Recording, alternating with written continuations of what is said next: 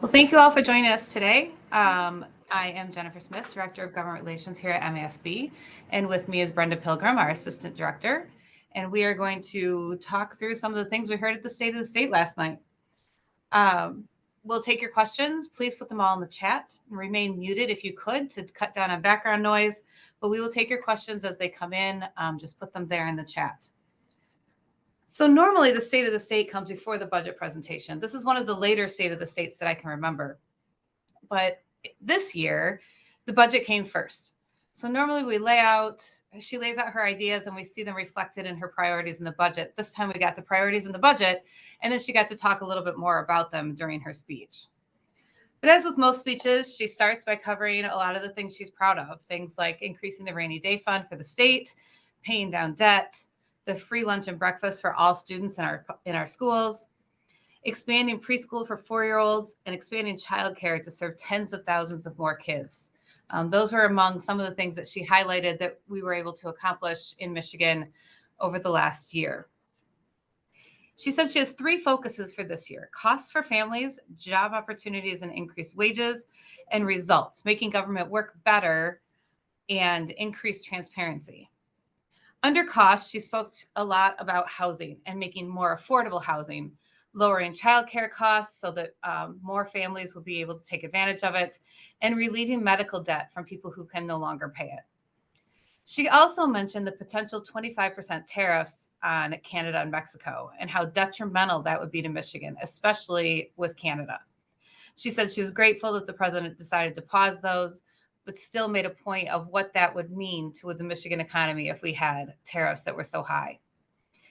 Under jobs, she touted the earned sick time and minimum wage bills that passed last week. She spoke to programs to help people join or rejoin the workforce, especially in the trades, things like the Reconnect program at the community college level. She also pushed existing programs to make universities and community colleges more affordable, things like the Michigan Achievement Scholarship for college costs and the Universal Free Community College for high school graduates. Finally, under results, she spent some time talking about how to make the permitting and licensing process easier for citizens and businesses in Michigan. This would be across environmental things, licensing and regulations, things that both businesses need licenses for and things that you need licenses for. She wants to make that time shorter and the process easier. And under this section is where she brought up some of the education items, and I'm going to have Brenda talk about those. She was pretty limited on education this year. There are 4 things that she talked about. First thing is limiting cell phone use in K-12 classrooms. We do expect to see legislation on cell phone usage. What that looks like, we're not really clear. She does say that she wants to work with the legislature on this. This is a nationwide issue. This is a hot button issue, and states are implementing various approaches. So we're not sure what we're going to see. It could be anything from a mandate to requiring school boards to have a policy in place. Again, we don't know what that looks like. And as we learn more and legislation becomes available, which we know is out there, we will follow up with you more. For many of you who are aware, there was a vaping package last session to deal with vaping with high schoolers and middle schoolers and how to legislate that and take the onus off of the high schools and buildings. So the government, since that didn't happen, the governor proposes that we have a tax and vaping products that is similar to cigarettes. Right now, despite our legislative efforts, there's just nothing on the books. So she proposes closing the loophole and taxing of vapes and similar tobacco products. She also added that 32 states in the country are already doing the same thing. So this is nothing new and it's not a far reach, but it does try to address some of the issues we're having with vaping. Transparency, and that's the smart education budget. She is looking at additional funding for kids who are falling behind And she's also requiring schools to notify parents about performance struggles and other things. This is followed with targeted funding, which she has in her budget, that would fund specifically literacy, parent access, and outcomes. The measurements and actions will be reflective of that. The actions will be reflective of what is required in the specific set of funding. And that's in the 16s. The goal is to increase student performance and increase district accountabilities. There are a lot of moving pieces with that. And we will see what happens to this during the budget process through the House and through the Senate. Lastly, she looks at CTE, Career and Technical Education. We are finding that young men are not reaching out and achieving higher education or skill trade training. At this point right now, the government stated that women currently outnumber men 2-to-1 in this program. So she's looking at an executive directive to put a focus on getting more men involved in the Michigan Reconnect program and seeking higher education and trade skills. Those were the 4 hot points for her as far as education was concerned during the State of the State. She also threw out, in talking about the budget, made a call for the budget to be done by July 1. And that just leads me to remind all of you to tell your legislators how important it is that the budget is done by July 1. We've got a lot of new people that don't know the difference between the state and school fiscal years. And we're hearing rumblings that July 1 is an arbitrary date. So we're glad to hear her call it out. And I just encourage all of you, as you're talking to your reps and senators, to be sure that you explain to them you need a budget done before July 1. I mean, obviously we want it done before then, but let's not get greedy. So make sure you're talking to them, make sure you're laying out why it matters that we have numbers and that you are able to build a good budget. So after the speech, House Majority Floor Leader Brian Posthumus delivered the Republican response. He stated they have no intention of using their House majority to obstruct, but instead to lead. And they also have 3 areas that they're going to focus on. And that is keeping more money in citizens' pockets, creating safer streets for our families, and remembering that politicians represent us, not special interests, that this new Republican Party is a party of practical solutions. Throughout all of it, you heard lots of calls for bipartisanship because we do have divided government. Hopefully those calls are answered. When the speech was done, MSU won the basketball game over Maryland with an amazing 3-quarter basket at the buzzer. If you weren't watching, that was way more exciting than most of the speech. But that's about it for that. In the questions, does MASB realize July 1 for a budget deadline is not really a help for schools? Yes, we do. But we've never been able to push them earlier.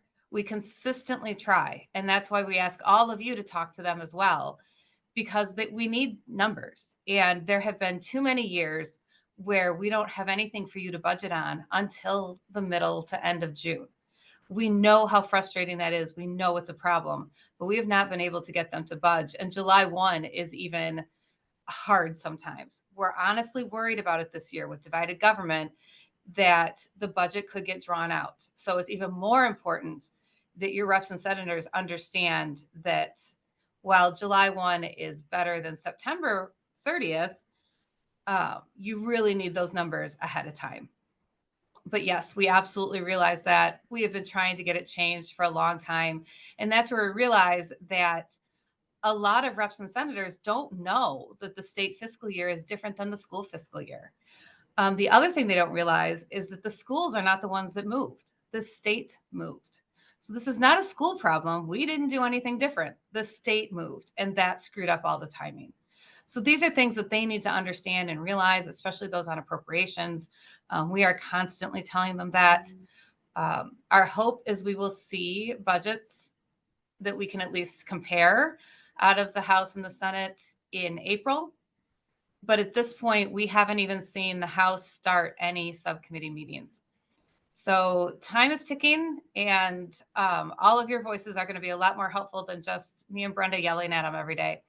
So please talk to your reps, your senators, let them know how important that is that to get that budget done. Are there other questions? I see one about getting appointed to a transparency ad hoc committee. I don't know that that's necessarily in the section.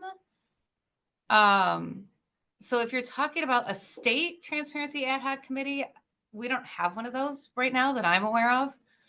If it's something more local, I would say talk to your superintendent, but at the state level, we don't have anything like that right now.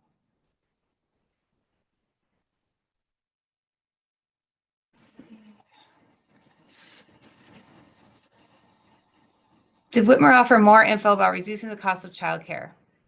Nothing specific. She wants to expand childcare, expand options. Part of it falls under the universal pre-K that she wants to get more 4-year-olds into that. But other than that, she did not really say many specifics about what to do about childcare. Is this being recorded? It is being recorded, and we will have it available on our website within a few days.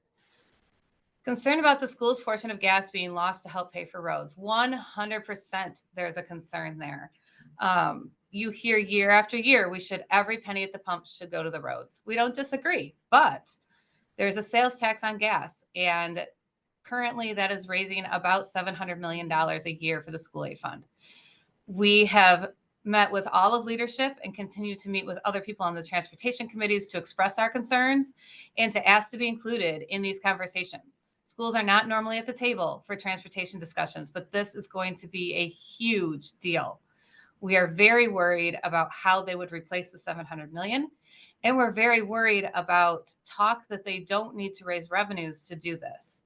Because what that will mean is that, for instance, the speaker's plan is $3.2 billion. Without new revenue, that's pulling that money right out of the general fund to go into roads. And we all know, as we have seen through the last 15 years, that no one seems to have a problem putting more money into more things into the school aid fund that didn't used to be there. Our biggest concern is there is $1 billion still in university funding that is general fund, and that is their easiest pot to move into the school aid fund. So we're watching this very closely. Once we have solid proposals to talk about, we will certainly be riling all of you up to make sure that schools are not forgotten in this discussion. And we haven't been included in the past. We've been assured by the Speaker's office we will be. But yeah, we're watching that very closely and to see just how they think that they're going to do this and make sure that the schools are not collateral damage. There is no word on Senate or House budgets at this point. Like I said, the House subcommittee appropriations committees have not even started meeting. The Senate has started their initial, bring in fiscal and explain the budget to us meetings. Their goal is normally spring break, but I don't know. I haven't heard anybody even say what their goal would be this year.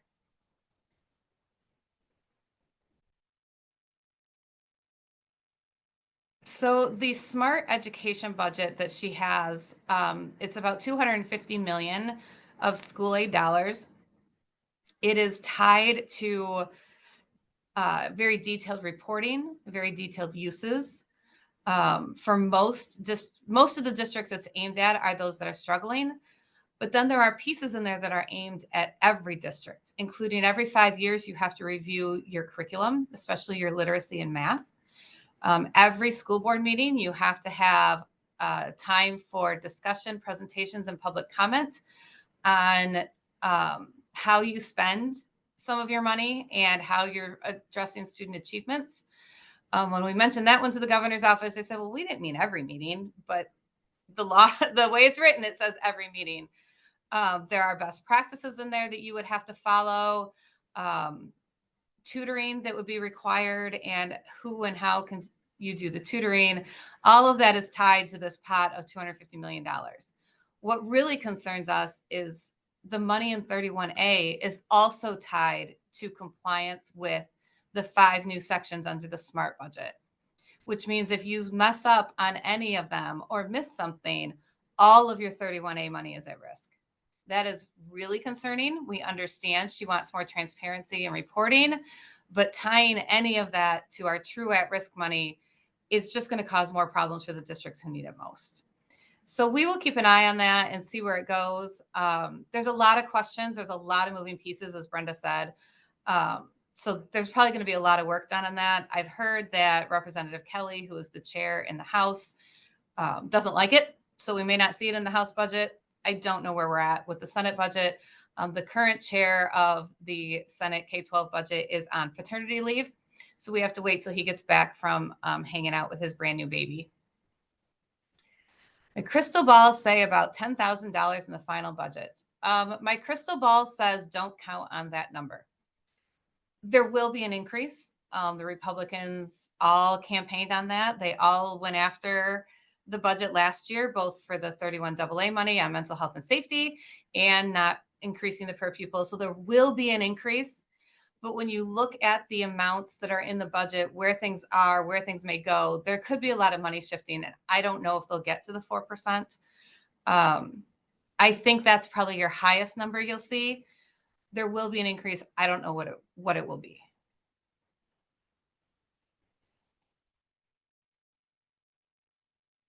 Yes, John, you make the point that moving the state fiscal year is not only a problem for budget development, but also for borrowing until state aid's received. So we borrow against ourselves. We borrow against our own money, which has been a problem since they shifted that. We actually talked to people about shifting it back.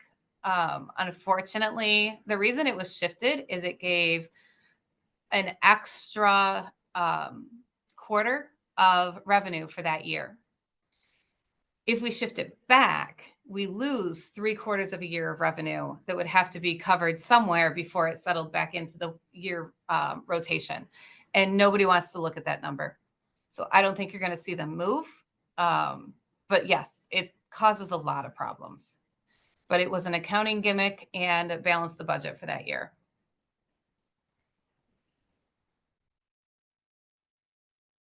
Dedicated revenue versus making up elsewhere that's not guaranteed. I'm guessing this goes back to how we're going to fill the $700 million from the gas tax. And yes, we want to make sure this is not a one-time fill that next year the legislature decides we don't need and they don't give us. This has got to be an honest, ongoing, dedicated revenue to replace that revenue stream. And that's going to be tricky for them, but that is the only thing we would accept. I have not heard anything on mandatory kindergarten this time around. That was one of those things that I believe died when the House went up in flames in lame duck. But I haven't heard anything about a reintroduction at this point.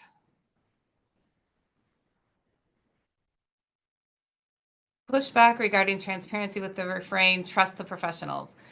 I understand that pushback. We had some pushback on it just because it is so detailed that are we putting more work on districts who already report things just to make a point? So we're going to keep an eye on that one. If there are places we can honestly increase transparency, especially with parent involvement, that would be great, but we don't want reports for the sake of reports. 6058 is still just hanging out there. Speaker Hall will not present it. There is a court case from the Senate Democrats trying to force Speaker Hall to deliver that and the other 8 bills that he's holding to the governor's office. It could be a really interesting constitutional question. There's nothing in there that says that you have to present to the governor. And because it wasn't done before leadership in the House changed, you have a different leader, a different party, and these bills are just sitting there. So at this point, it is still just stuck in limbo. I wouldn't be surprised if we see the unions come back with something and maybe try to get around 6058. But for now, it's just hanging out. Let's see what else we've got.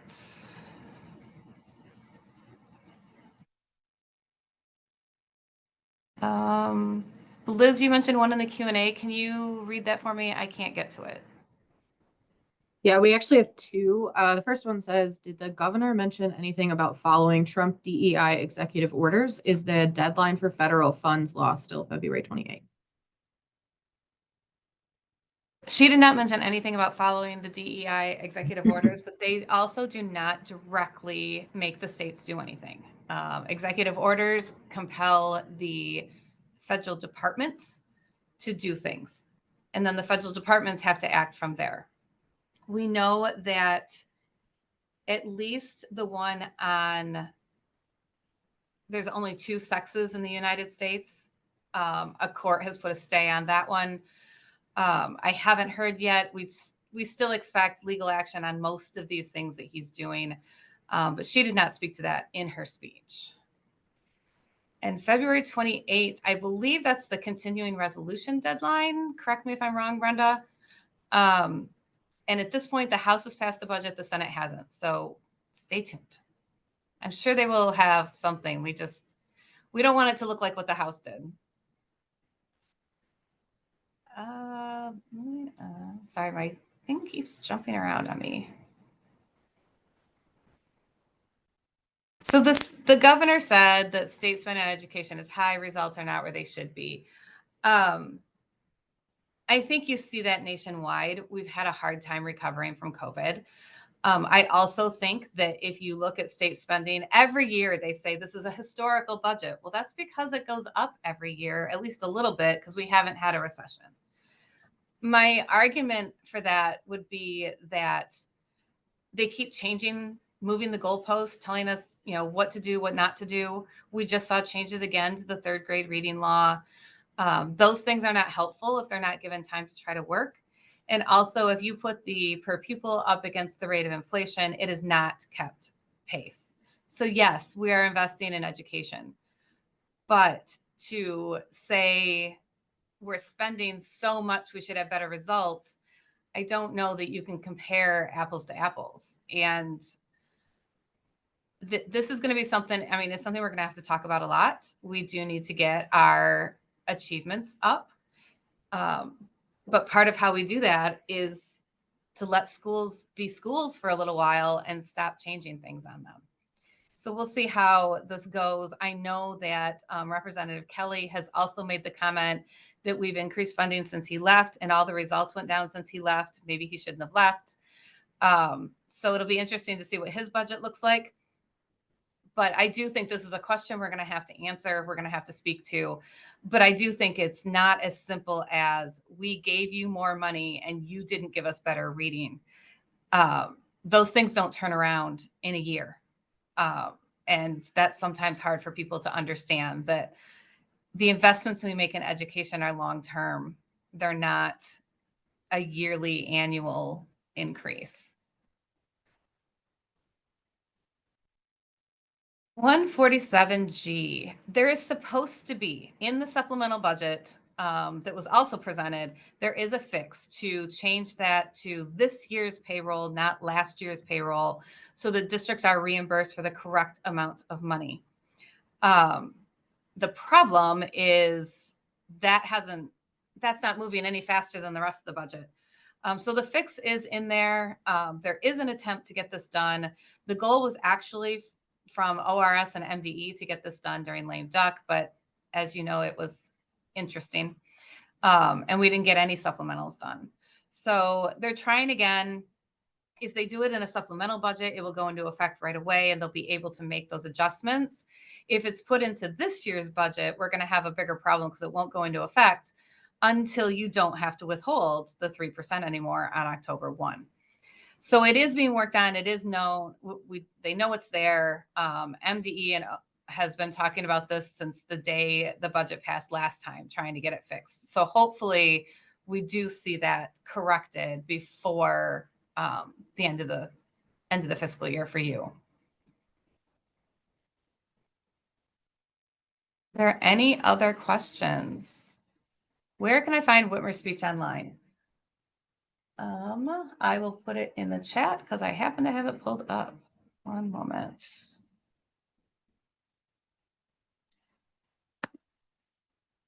That will take you to the written version of her speech. If you want to watch the speech, I believe it's on the governor's YouTube channel.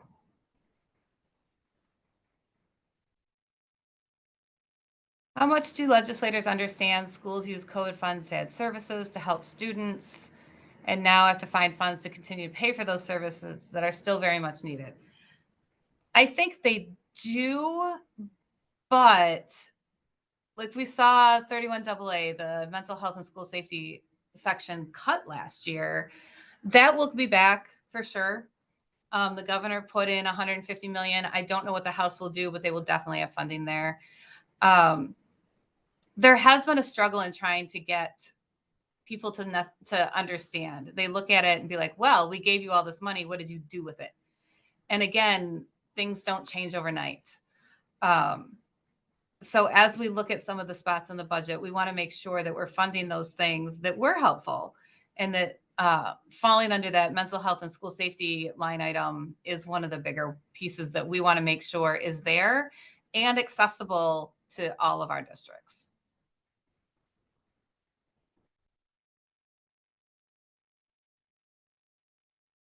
Any other questions?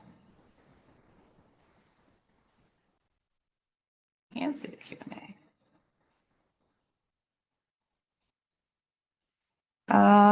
Let's see. Did she address the fact that our state ranks at the bottom of the country for test scores?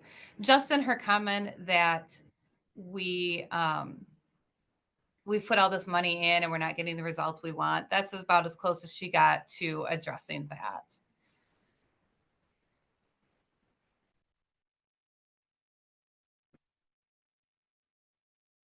So as more funds go to school districts, but the money doesn't make it to the pupil. This is a budgeting thing for your district. Some of that money can't. It's going into the retirement system. We were able to get that rate lowered by 5% last year. So you have 5% more that can go into your classrooms instead of retirement. There are some things where the funds have to go. But if you're concerned that there's too much going to administrative careers and overhead and things like that, that is something to take up at the local level. As the board, you okay the budget. And if you have questions, ask those questions. Make sure you understand where the money is going and why it's not in the classroom. There can be very legitimate reasons for some of it. And there might be places that you can make changes. But that is your job as a board, is to be able to look at that budget and ask those questions of your superintendent and business official.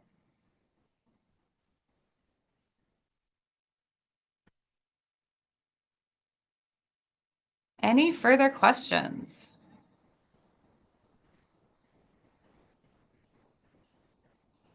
Well, as I mentioned, this is being recorded. It will be up on our website, hopefully tomorrow. If not, it'll be up there Monday for anyone that missed today or wants to go back and look at it. I think our next projects are going to be getting the budget done and dealing with the transportation issues. That seems to be the next big thing that's coming up.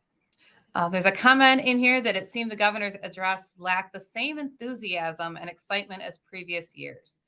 I would agree. I think this was a very moderate speech. I think that she covered things that she's done well, things that she'd like to see in broad strokes. But you're right. It was definitely not one of her more fiery speeches.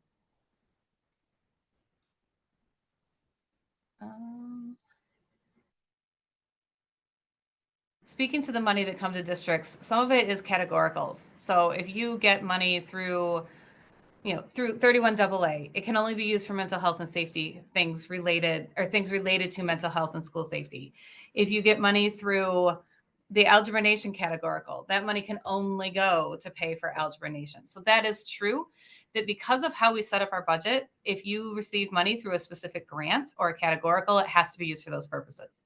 This is actually one of the things we are trying to get rolled up so that some of those small categoricals go away, put it in the per pupil, let districts spend it as they see fit, and stop making them jump through so many hoops and putting so many strings on some of this money.